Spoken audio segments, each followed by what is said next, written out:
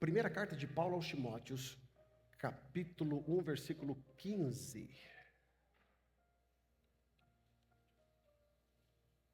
Primeira carta de Paulo aos Timóteos. Primeira carta de Paulo aos Timóteos, capítulo 1, versículo 15. Põe ali para mim. Isso.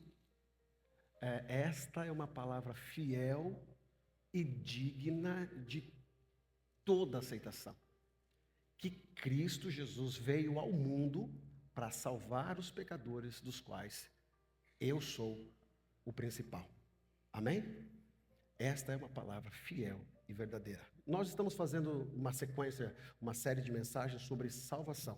Quem lembra do primeiro tema? Alguém lembra? O que nós falamos? Quem lembra não vai lembrar. Vocês não lembram nem que vocês almoçaram hoje. Como saber se eu sou convertido? Se você tem alguma dúvida, eu sugiro a você, vai no YouTube, a mensagem de domingo passado está lá. Como saber se eu sou convertido? E hoje, o nosso segundo subtema dentro dessa série de mensagens sobre salvação, nós vamos estar falando sobre o que significa ser salvo. O que significa de fato ser salvo? Nós lemos aqui, e põe ali também, já marque, eu quero aconselhar você até, traga um papel, uma caneta, vai anotando. Irmãos, outra coisa, olha para mim aqui.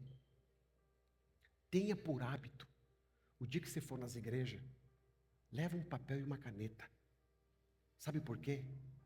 Porque quem está falando lá, você precisa saber se está certo. Então anota.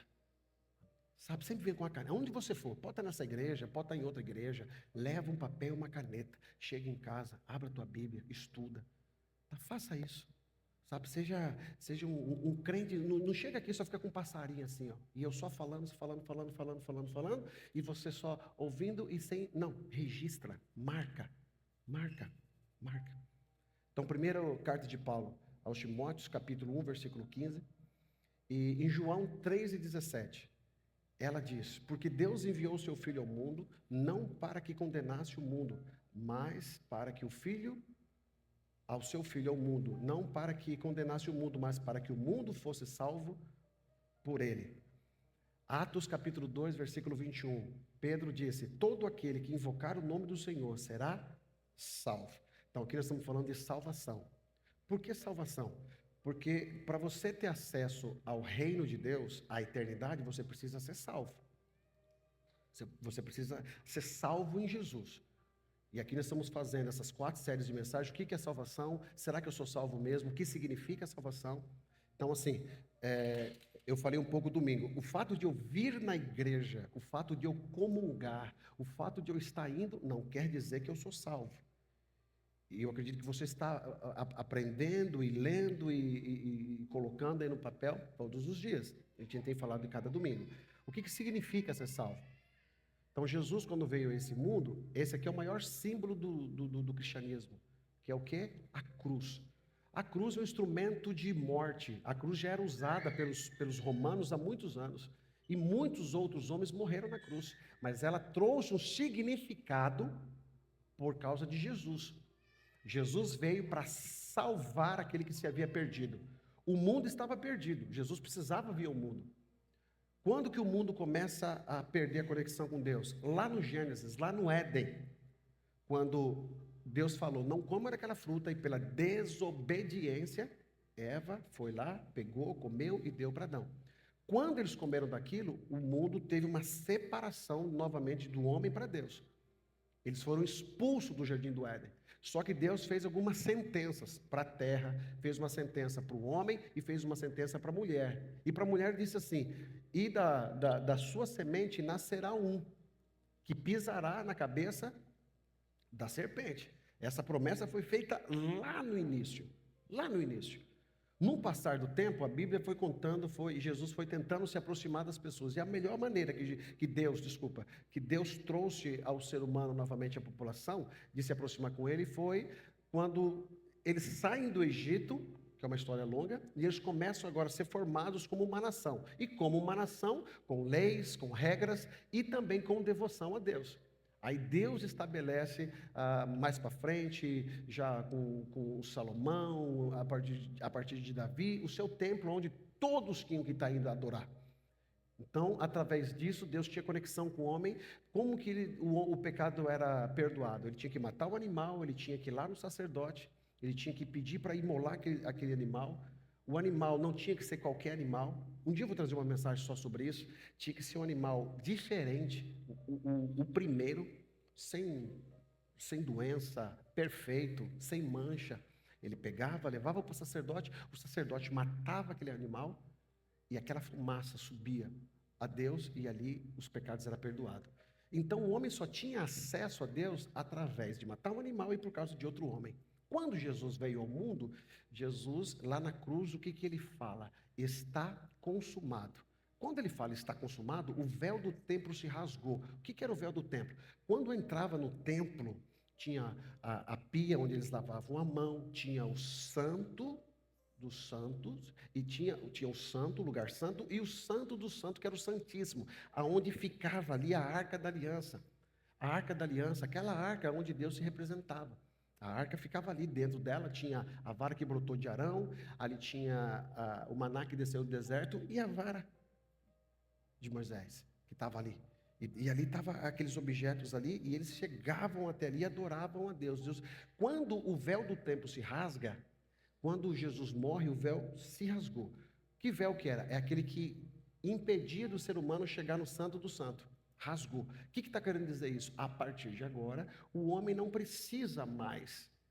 A partir de agora, eu recebo Jesus como meu Salvador e os meus pecados são perdoados. A partir daí, tem um outro nome, a graça nos alcançou. A partir daí, eu tenho acesso a Deus novamente.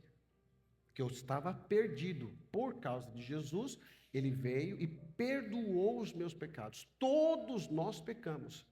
Então Jesus precisava vir ao mundo para perdoar o pecado. Então por isso que a salvação não é igreja, a salvação não é um ambiente religioso.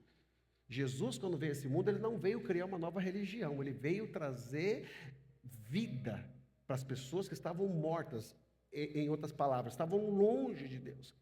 Então, o que nós estamos falando aqui é sobre o aspecto, você é salvo em Jesus? Você tem essa certeza dentro do teu coração? E por que eu preciso ser salvo? Todo aquele que crê e for batizado será? Quem não crê será condenado. Condenado ao quê? Ao inferno. Então, assim, talvez você já ouviu isso e faz tempo que você não ouve, então preciso deixar a tua mente saber disso. Se eu sou salvo, tem dois caminhos. O mundo vai chegar ao final.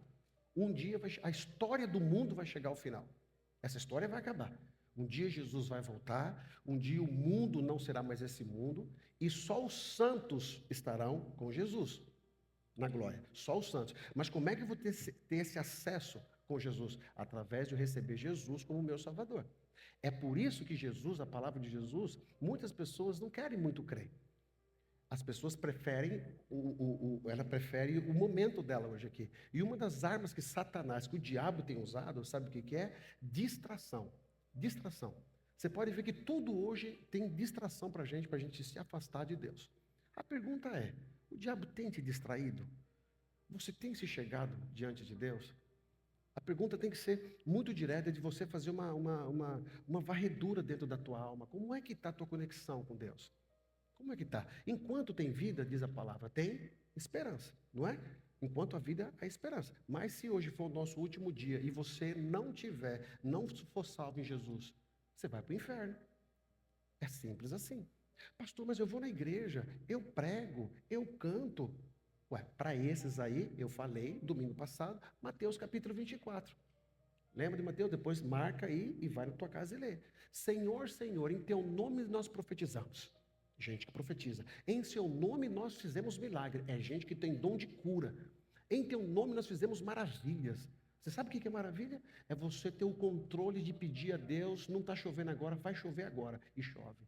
Dom de maravilha. Dom de fazer um cego imediatamente, sem um olho ali, brotar um olho físico ali. Dom de maravilha. Jesus vai olhar para eles e falar assim, ó, apartai de mim, porque eu não vos conheço. Olha só. Então vamos trazer esse povo para dentro da igreja? É tudo gente de igreja, tudo pastor, tudo gente que estava lá orando, que ia para o monte, tinha dom, todo mundo admirava. Jesus vai olhar assim, apartai de mim que eu não conheço você, porque você pratica iniquidade. Então o que eu quero dizer? Aquilo que você é não representa aquilo que Deus quer que você seja. Então, normalmente, aquilo que eu quero ser, eu oro mais, eu leio mais, isso traz para mim uma falsa religiosidade. E só me afasta de Deus. Então, salvação não tem a ver com religião. Não tem a ver com a nossa igreja batista, não tem a ver com a assembleia, não tem a ver com a presbiteriana, não tem a ver. Há salvos por todos os lugares. Mas eu primeiro preciso saber que Jesus perdoou os meus pecados. Como que eu sei? Domingo passado a gente já falou. Vai lá no YouTube que você vai saber. E hoje nós vamos estar falando aqui. O que significa ser salvo? Primeira coisa, ser salvo significa nascer de novo. Tornar uma nova criatura, filho de Deus. Então, o primeiro significado que nós temos como salvação é nascer de novo. É necessário vos nascer de novo. João capítulo 3, versículo 7, na parte B. É necessário nascer de novo. Não tem como eu ser salvo se eu não nascer de novo. Não tem como. Não tem como eu receber Jesus se eu não nascer de novo. É mudar de vida. Uma coisa bem prática para você. Quem sabe você tinha uma vida no Brasil. Aí você chega na América, você não tem a mesma vida. Aqui tem muitas pessoas que tiveram que se reinventar aqui. Não seria mais ou menos isso? Tem coisas que você faz aqui que você não fazia lá, não é? Mas por quê? Para sobreviver, você teve que se reinventar. Chegou pessoas aqui que tinham profissão lá no Brasil. E profissões que você estava muito bem.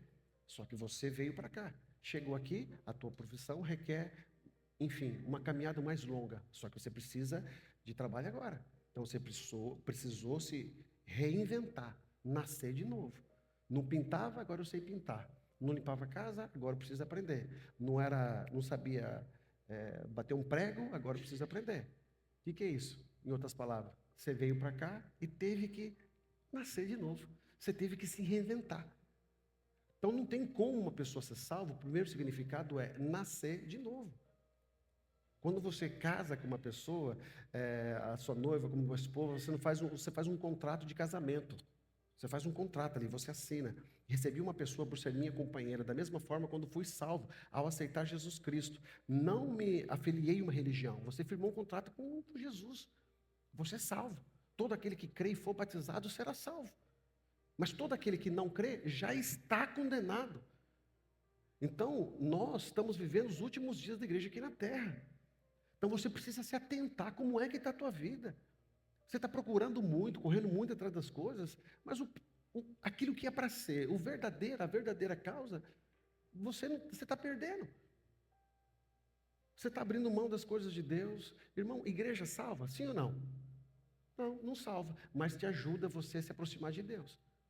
Ela te ajuda. Por quê? Porque aqui você vai ter... Por que eu falei para os adolescentes? Vem para cá de sexta. Os adolescentes estão ouvindo a palavra. Ah, mas eu não quero que o meu filho não vá. Tudo bem, você tem escolha sua. Só que se o teu filho não está próximo aqui, ele vai estar próximo de quem? De outras pessoas. Qual é o tipo de influência que ele está ouvindo lá? Ah, não quero ir na igreja. Está tudo bem, não tem problema. Mas onde você estava? Se isso for uma vez ou outra, está tudo bem agora. Se deixar de vir, qual é o tipo de influência que você está tendo? Aqui, você está ouvindo essa palavra aqui. Você pode não gostar de mim e está com vontade de ir embora. Só que já está no teu coração. Ó, a Bíblia diz, um texto assim que eu acho interessante, que Deus não tem o inocente por culpado. Não tem. A partir de agora, você é responsável por isso que você está ouvindo. Você podia dizer assim, eu não sabia disso, mas a partir de agora você não é mais inocente. Sobre a tua vida, sobre a minha vida, há a justiça de Deus. Mas eu preciso falar para você. Então, o primeiro significado é nascer de novo. Como é que alguém diz que é cristão se não nasceu de novo? E como é que eu percebo que alguém nasceu de novo? Jesus disse, pelo fruto você conhece a árvore. As atitudes, o dia a dia, como a pessoa é. Não tem como. Jesus falou, uma árvore boa dá mau fruto e uma árvore má dá bom fruto. Irmãos, é simples a conta. É que tem muita gente que complica. A conta é simples. Eu nasci de novo, minhas atitudes mudaram. Eu sou um novo homem. pessoa era ladrão, deixou de roubar, a pessoa era mulher, era prostituta, não se prostitui mais, a pessoa fazia coisa errada, deixou de fazer. Você lembra de Zaqueu? Zaqueu, lê a história de Zaqueu, é o significado da verdadeira transformação de salvação. Quando ele chega, ele estava tão feliz que ele falou assim: se eu tiver roubado de alguém, eu vou devolver 4 vezes mais. Jesus não falou nada para ele. O que ele está dizendo aqui? Caráter. Jesus, eu nasci de novo, espiritual. Mudança de atitude, caráter. Então não tem como eu só ser espiritual, estou salvo, mas o meu caráter não muda. Não. Se você recebeu Jesus, se você recebeu Ele como teu Salvador, você tem a conexão espiritual, mas também automaticamente muda o teu caráter. O que é caráter? É a nossa vida. Então, primeiro, o que significa ser salvo? Primeiro, é nascer de novo. Segundo, o que significa ser salvo? Ser salvo significa receber o perdão dos seus pecados. Em Salmos 103:3 está dizendo assim, o salmista Davi disse: Ele é o que perdoa todas as tuas iniquidades, que sara todas as suas enfermidades. Mateus 1:21, o anjo disse: andará e dará à luz um filho, e o chamará o seu nome de Jesus, o Emanuel, porque ele salvará o seu povo dos seus pecados. Então, o segundo, o que significa salvação? O primeiro, nascer de novo. O segundo, significa perdão dos meus pecados. Salvação é perdão dos meus pecados. Jesus perdoou os meus pecados. Ele perdoa os meus pecados. Nós, desde que nós nascemos, há um texto que diz que nós já nascemos com um pecado. Mas eu preciso me aproximar de Jesus ao ponto de sentir-se sarado, curado, com os meus pecados perdoados. Tem muitas pessoas que estão na igreja, e isso em todos os lugares, que elas não se sentem perdoadas. E como eu sei que eu não sou perdoado por Jesus? Primeira coisa, culpa. Culpa. Toda vez que você vem para a igreja, você cometeu, e aqui eu estou falando, irmão, todos nós aqui somos iguais. Aqui não tem santo. Se tivesse um santo aqui, já estava com o Senhor. Amém? Então, todos nós somos pecadores. Todos nós aqui, se a gente não firmar os nossos pés, o diabo engana a gente. Não tem como fugir disso.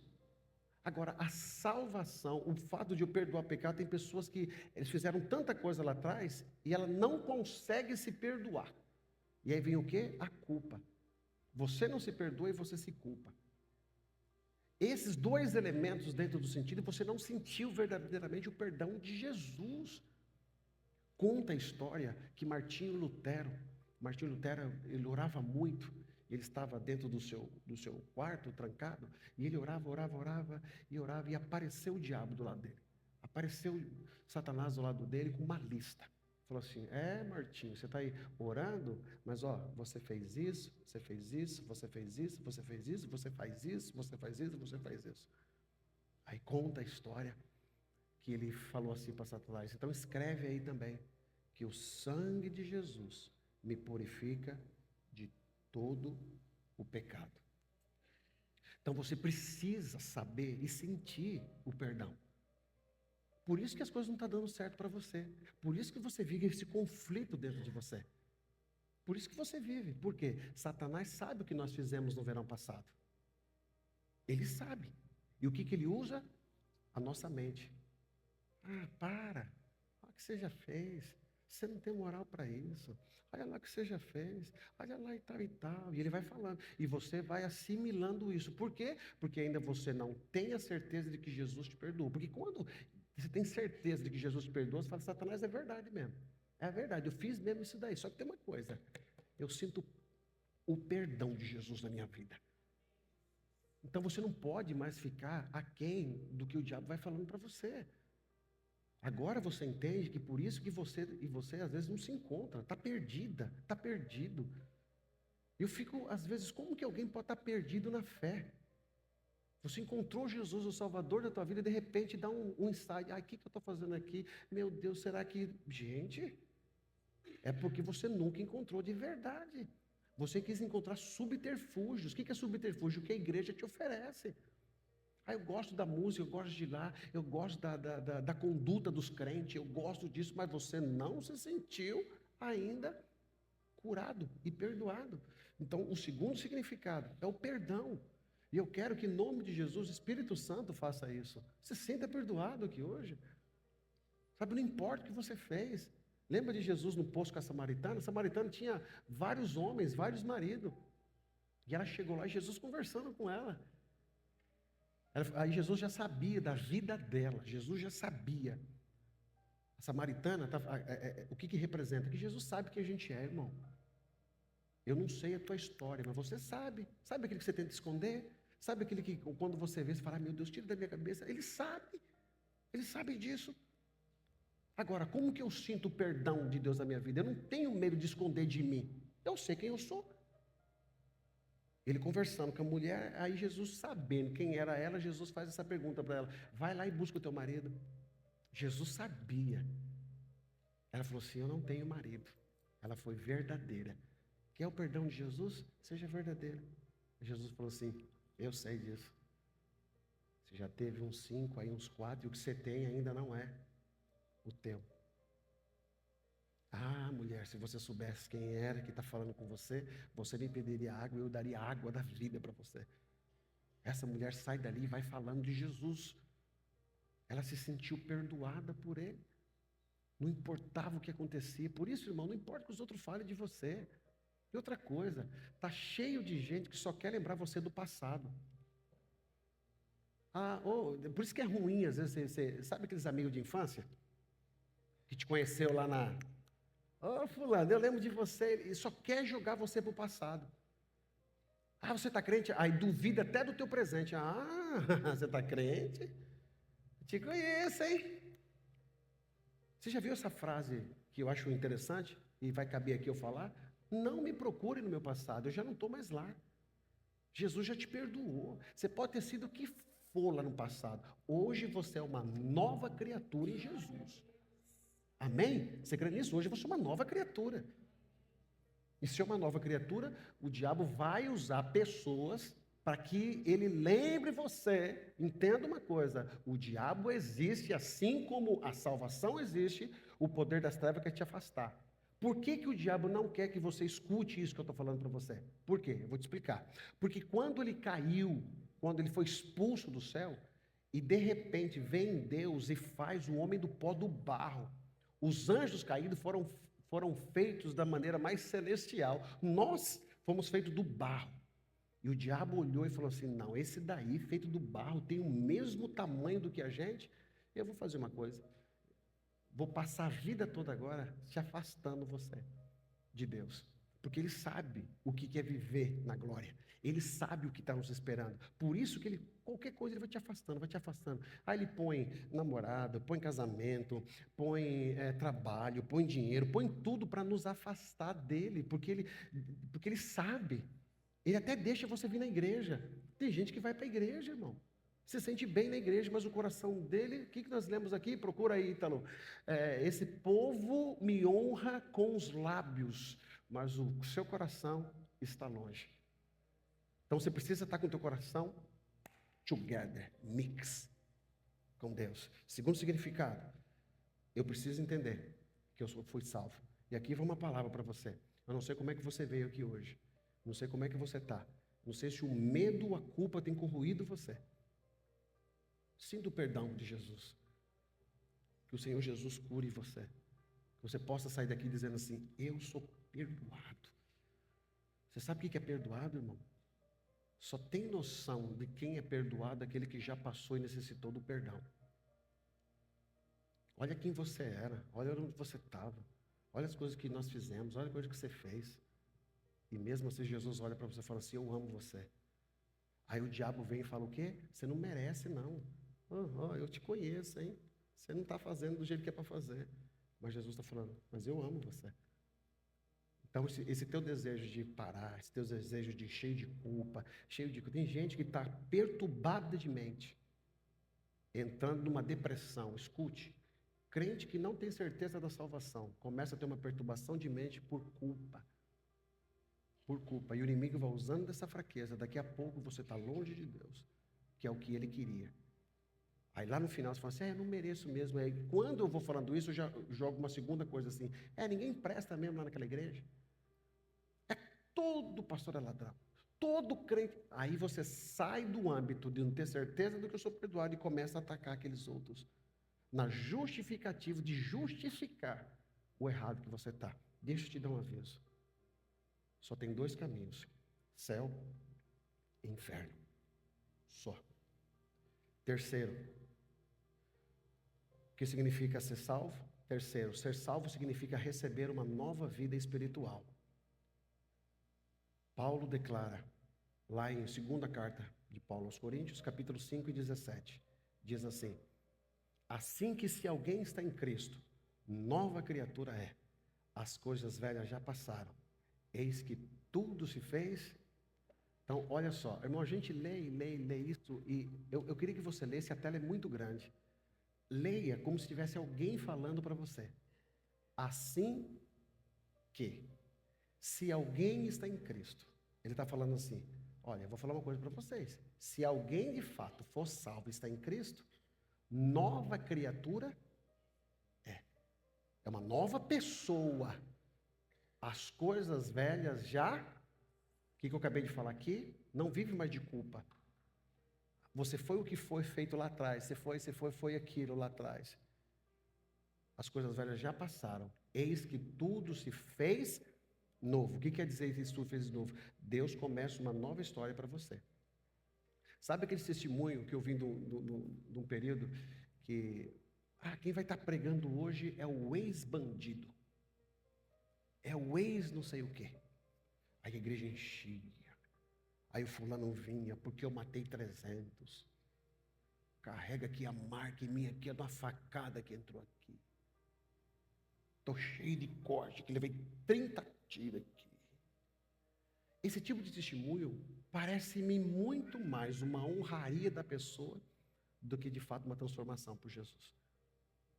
Quem viveu lá o passado, você tem coragem de falar quem você era? Só tem coragem de falar quem era com tanta. Quem não entendeu muito o perdão. Porque quando você olhar lá para trás, deixa eu fazer uma coisa com você. Fecha os olhos um pouquinho aí, por favor. Só fecha os olhos. Volta aí um pouquinho lá atrás, quem você era. Se você fez aquela coisa mais grave que hoje você tem uma vergonha daquilo. Lembrou? Não sei se você lembrou. Pode abrir o olho de novo. Você tem coragem de sair falando aí? Porque eu fiz isso. Quem sente o perdão, aquilo ficou para trás. A não ser em determinados momentos específicos, para que a fé de alguém aumente, Deus coloca você no caminho dessa pessoa e fala, olha, comigo também eu vivi isso. Mas o perdão do nascer de novo, que Paulo vai falando, as coisas velhas já passaram. Acabou. É exatamente isso que acontece quando Jesus Cristo nos salva. Há um milagre da nova criação. Os desejos e hábitos e enfermidades vão desaparecendo. Quando eu recebo Jesus, os meus desejos e hábitos mudam. Eles mudam. Porque não mais vivo eu, mas Cristo vive em mim. Eu sei que é uma luta. Todos nós que estamos aqui temos fraquezas. Todos nós. Daqui para cá. Todos nós temos fraquezas. Como é que você lida com a tua fraqueza? Como é que você luta contra ela? Pastor, eu fujo dela. Eu não quero nem ver. Por que normalmente algumas pessoas são pegas dentro da sua fraqueza? Porque toda fraqueza, todo pecado não confessado gera fraqueza ao ponto de um dia você cair de novo. Por isso que a Bíblia tem um texto que diz, aquele que confessa e deixa, alcança a misericórdia. Igual eu tenho uma para mim, eu carrego comigo assim. Tem várias pessoas que têm problemas de casamento. E eu sei que tem pessoas que têm, mas nunca me procuraram. Nunca me procuraram. Mesmo para, pastor, ora por nós. A gente tá. Não. Bom, se não procurou, é porque não querem. Se não procurou, é porque está tudo bem. Eu não vou lá e vou dizer assim, eu tô. Não. Eu respeito, tá todo mundo adulto aqui. Agora, se você quiser, de alguma maneira, se você sentir que eu posso lhe ajudar, eu estou aqui.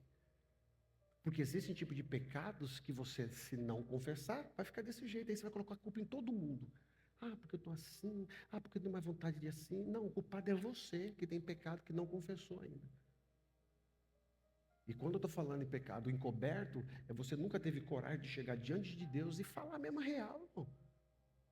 Falar mesmo, Jesus, eu estou aqui, ó, maior sem vergonha. Estou aqui. Ah, Jesus, tira de mim essa vontade de roubar. Oh, Jesus, não posso ver o dinheiro dos outros que eu quero pegar. Eu não posso ver um rabo de saia que eu quero lá avançar. Mulheres com sentimento de vaidade,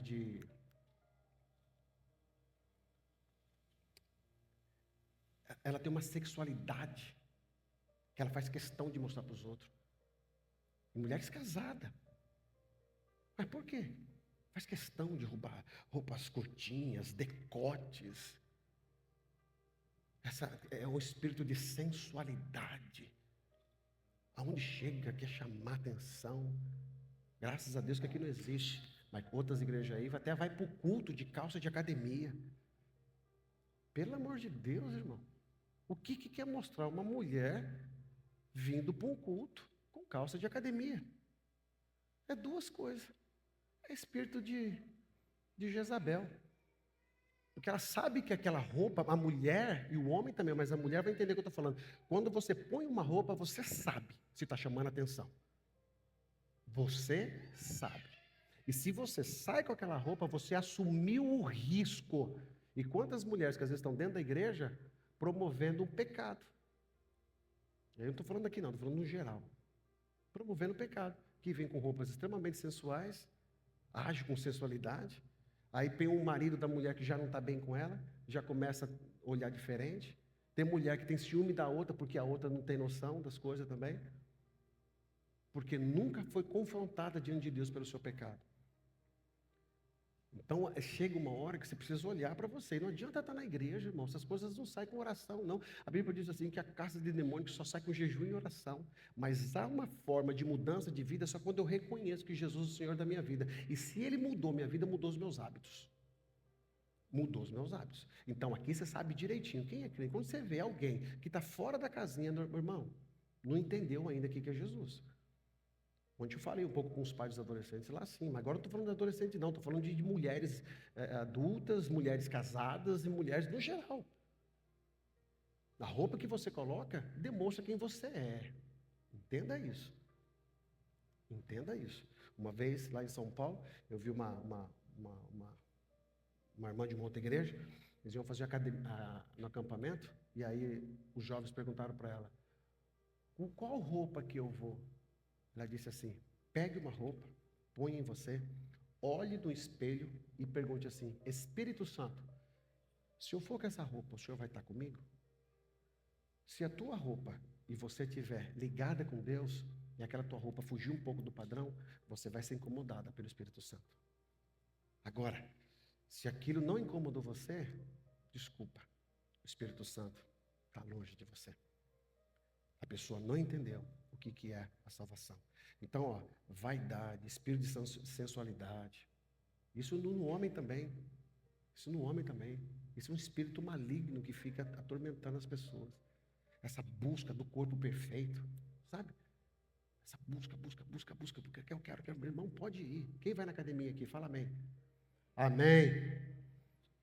Já estou indo, irmão. Estou indo. Meu filho me levou. Ué, mas estou velho, você precisa estar com saúde, mas espera lá, não permita que essas coisas sejam o principal da tua vida.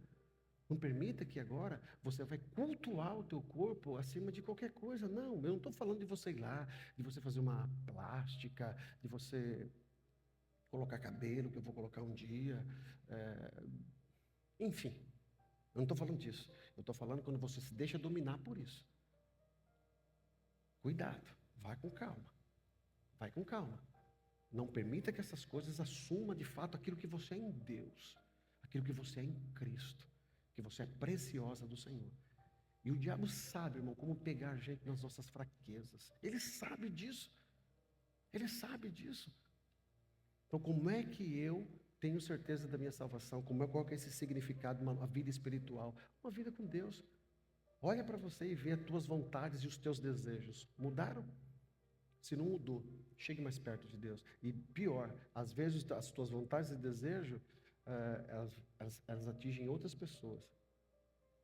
Você tem um cuidado, você que é pai, você que é mãe, você tem tua filha, tem teu filho, fica atento, irmão, em tudo. Hoje filme, hoje música, hoje todo tipo de artista, tudo é louvando a sensualidade. Isso não vem de Deus, pode ter certeza.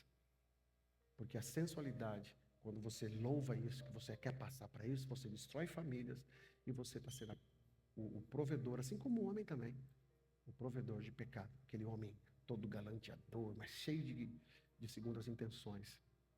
Isso não vem de Deus. Então, eu só posso ter uma vida transformada, de salvação, quando eu entendo isso. E vamos para o último. Ser salvo significa receber paz. É o quarto.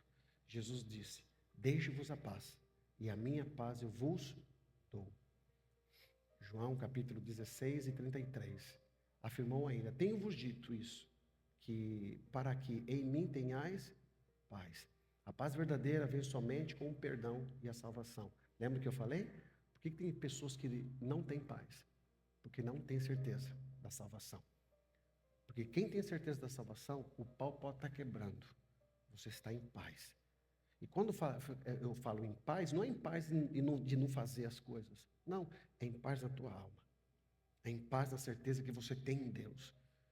Em paz na certeza de como você tem em Deus. Um exemplo, tipo, nós estamos aqui nesse país. Então você sabe que estão falando do próximo governo. Sim ou não? Aí tem muita gente que está perdendo o sono.